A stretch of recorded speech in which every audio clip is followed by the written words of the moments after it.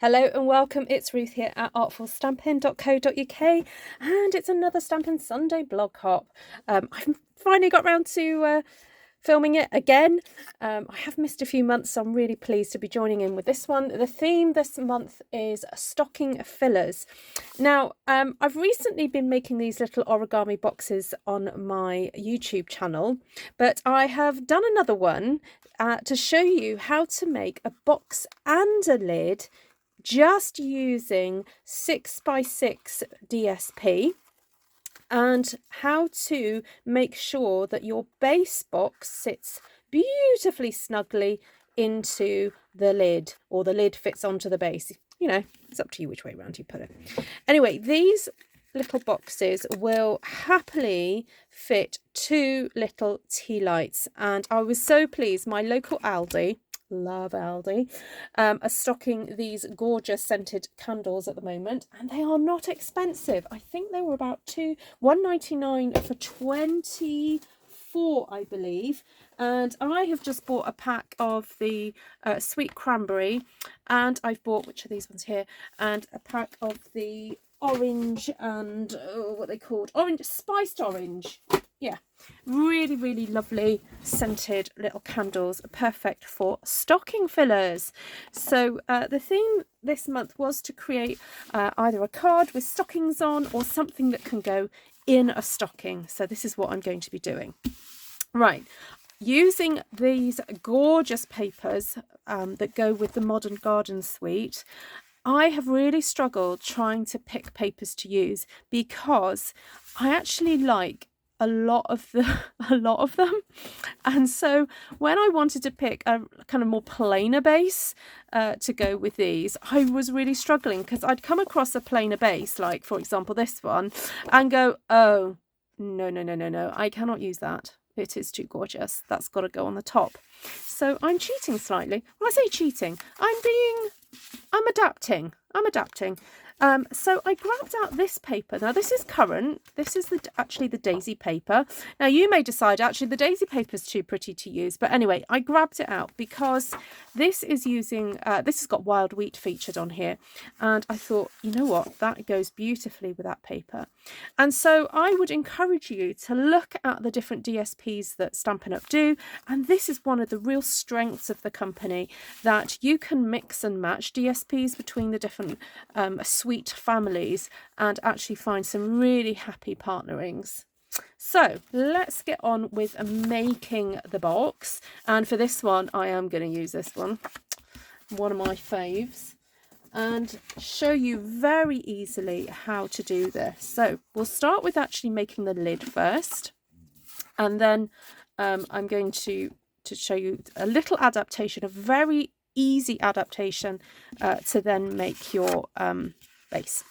So what you do very simply is you fold corner to corner, and at this stage it's really important that you just take your time to make sure that that paper is properly aligned. If you can see any hint of the paper showing underneath like that, for example, do not do the next step. Make sure that this is aligned beautifully, and use 2 hands. Look, I'm moving with this hand, I'm moving the paper, and with this hand I'm putting pressure. So I'm moving it until it's absolutely perfect. Now I am in the tricky position where I'm looking from this direction and you're looking from that direction, and if I didn't have a camera right here it would be easier, but I'm going to try and be as careful as I can. And I am looking also to the side here as well. And so once I'm happy with that, I'm just going to use my finger here and pull down and do a little fold at this point here. That took way longer than it does in real life because I was explaining it to you, but I thought it would be important just to show you that step because it does make a difference later on. So again, pull down, a little bit of a wiggle there, like that. And so what ends up happening is that you've formed this little cross at the base there. So then what you can do is you can fold you're going to fold your corner into the middle and meet where those lines cross over. That is your oh, what's that word for your intersection. Sorry, I was trying to think what the word was then. And of course, if you want to use your bone folder, please do. If you've got nails, you can use your nails to burnish. But generally, you know, if you haven't got nails, good old bone folder. Now, I do have to say, excuse the state of my thumbnail. Normally, my nails are nice and clean, but for some reason, I've got some ink and something that's stained the inside of my nail. And just before I started filming, I was thinking, oh gosh, that looks quite disgusting, Ruth. Yeah, I apologise. And I didn't have time to go and put some nail varnish on, so that's the way it is. Keeping it real, folks. Keeping it real on here. All right. So fold all the corners in. Now, at this point, you may find that you weren't as precise as you thought you were. Don't over worry about it. There may be a little bit of an overlap. Oh, just torn it by accident. Didn't mean to do that. You may have a little bit of an overlap at some point. Don't do what I did and tear it. Yeah, just don't worry about it too much. Then, if you do have your paper trimmer on you, or if you want to use your scoreboard, it's up to you. To make the next step a bit easier, I am going to score at 1 1/4 on each of the different sides. So you just turn your square, your folded square, and score at 1 1/4 on each of the sides until they are all done and dusted. So how are your Christmas preparations going? Every year I go, I'm going to do it early, and I'm in the middle of November and I've got a busy couple of weeks ahead of me, and I don't think I'm going to get much done, to be honest. But maybe December, early December, might get a bit done. Right. Oh, sorry, I forgot to tell you. I was so busy talking about Christmas. All right, so then you fold in on all those lines, just fold it over, give it a burnish and open it back up again, just to make sure that you have created a really good crease into the paper, because it really needs telling what to do. Then, excuse me, open up one of the flaps, and then whatever flap you open, you then open the opposite one, like so. Then you lift up the side and you hold down.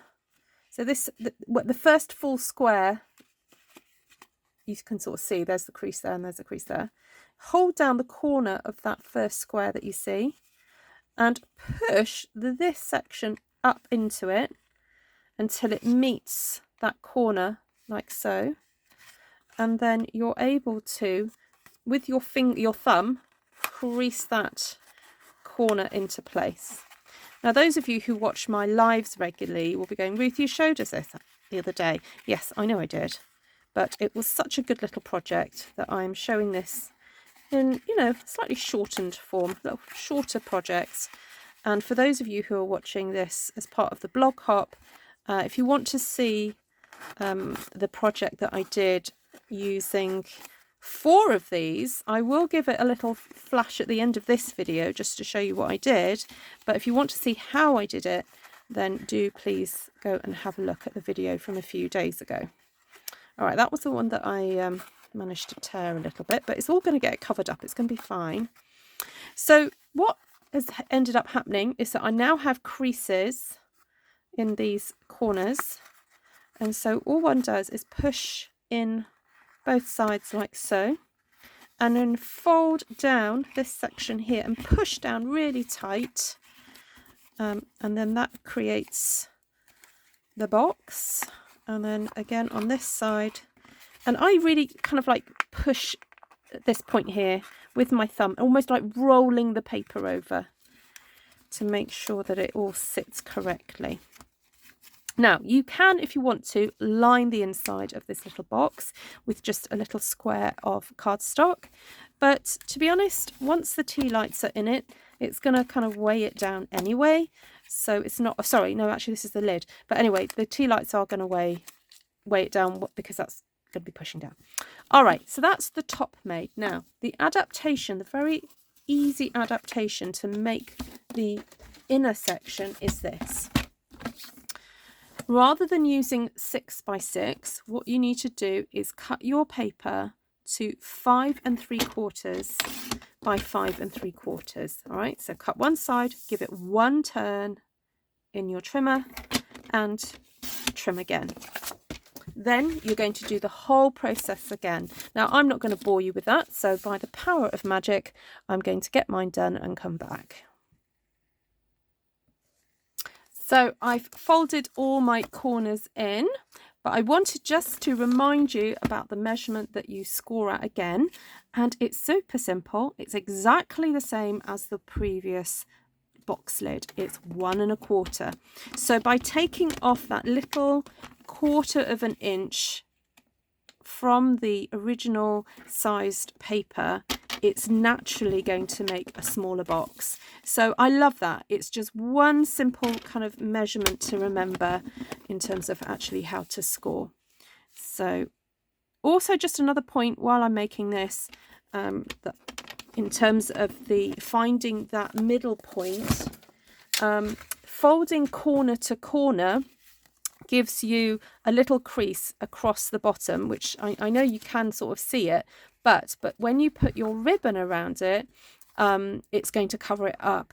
And so this one, I actually did it wrong. I did it from kind of like, did it square to corner, in the other way, sort of the 2 squares together, and I got a crease going that way. So I realized I need to tell you that you need to try and find your middles from, you know, making a triangle corner to corner rather than making a rectangle. Anyway, one learns these things, you see, as you craft, and you know, you find better ways of doing things. And it just goes to show sometimes when instructions are given for certain things and you may think, why do I have to do it that way? It's worth trusting the person who's giving the instructions, because they probably made the mistakes ahead of time. And I sometimes say to people who do follow me that you know, sometimes what you're seeing, the process that you're seeing, is actually the results of, you know, maybe twice the amount of time, or even 3 or 4 times the amount of time of me actually playing behind the scenes to perfect it before I reveal what I'm doing. So please don't think that, you know, when people show these 30-second videos on TikTok or YouTube or Instagram, that they literally do take 30 seconds. I mean, I know you don't, you know that, but even when sometimes people do speeded up videos, sorry, not speeded up videos, but slightly longer videos, but have been sped up, it's sometimes a little bit, what's the word? It's hard to tell how long things actually take.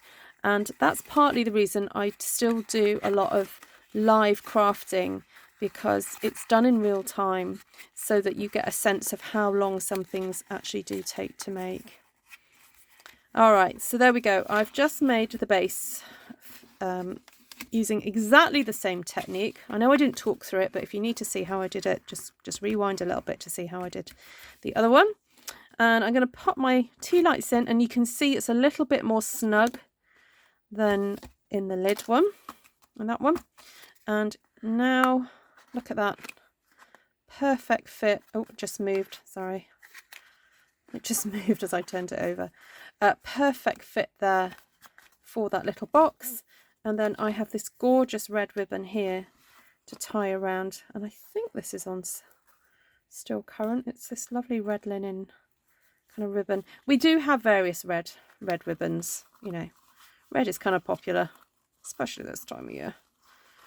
So, right, I'm just going to cross that over. You may want to allow yourself a little bit more. I wasn't very generous here, was I? And I'm just going to tie a wee knot. I'm not going to be faffing around with a bow. As at the end of the day, these are stocking fillers. You know, they're just a cute little gift. They would also make great little, like, maybe party favours. You know, I'm going to be having lunch with some of my crafty ladies who meet with me regularly, and I'm thinking I might make the ladies something like this just to put at the table. And there you have it. So thank you so much for joining me, and please do go and have a look at the link in the description. That will take you to my blog, Artful Stampin, artfulstampin.co.uk, and on the blog post linked there is the links to all the other hoppers. And oh my goodness, you are in for a treat. I'm so honoured to have in this blog hop some amazing artists, Stampin' Up artists, including folks who are on the artisan design team. Just wonderful, wonderful. So please, I trust that they're going to make fabulous projects. I'm losing my words now. Anyway, have a great day wherever you are, and I'll catch you again soon. Take care for now. Bye.